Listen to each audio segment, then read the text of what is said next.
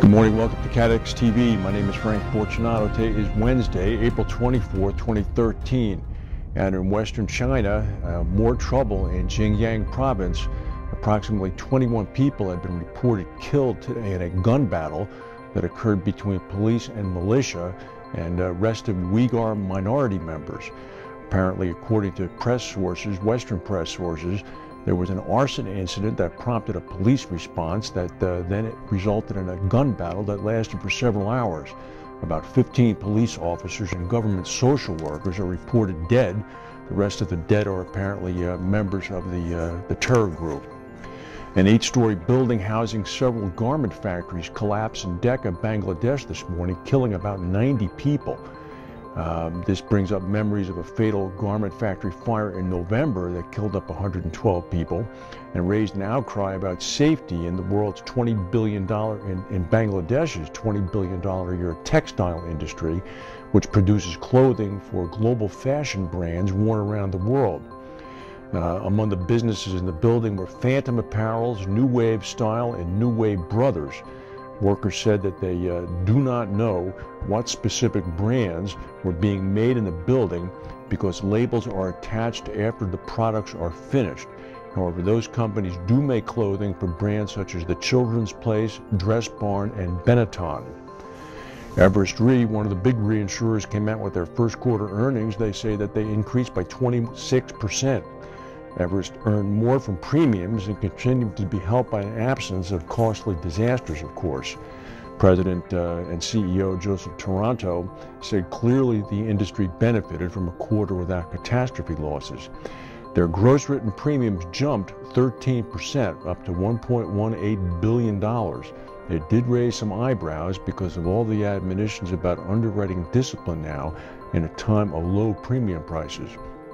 Their combined ratio did improve down to about 81% from 89%, but as Taranto said, there have been no big claims. French insurance giant AXA is going to acquire a 50% stake in Chinese property and casualty insurer Tianping. This will make AXA the biggest foreign property and casualty player in China. They're going to buy the 50% stake for about $631 million. Tianping holds licenses in most Chinese provinces for selling motor insurance. According to AXA, China has the most dynamic car insurance market in the world, with 19 million vehicles sold last year, up from 6 million in 2005. A new strain of bird flu in China has been causing very big concerns this week at a World Health Organization meeting in Beijing. It's now been classified as the most lethal flu virus so far. There's great concern as to how easily it can jump from birds to humans. This would be the H7N9 virus. According to Dr. Keiji Fukuda, the top epidemiologist at the World Health Organization, this is definitely the most lethal influenza virus we have seen so far. The Canterbury, New Zealand recovery from the February earthquakes last year could cost as much as $40 billion. This is for the rebuild. The head of the Canterbury Chamber of Commerce says it might be $40 billion. Meanwhile, the earthquake recovery minister, Jerry Brownlee, says it's probably just going to go up past $30 billion. According to Brownlee, the majority of the recovery so far has been funded by the government. Of course, this has dramatic effects on reinsurance and insurance. And of course, one of the world's largest reinsurance companies, Swiss Re, would know a thing or two about this. They say that the cost of protecting Australian underwriters might have peaked, according to Edward Schmidt. In an environment attracting a lot of additional capital, I think it's fair that pricing will be flat to down over the next couple of years.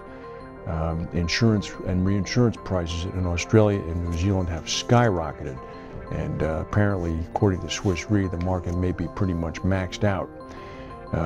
What's happened is Insurance Australia Group has passed on a doubling of their reinsurance costs directly to their clients. This has been since 2009, and they and Suncor are also seeking price increases of up to 10% on car and home insurance.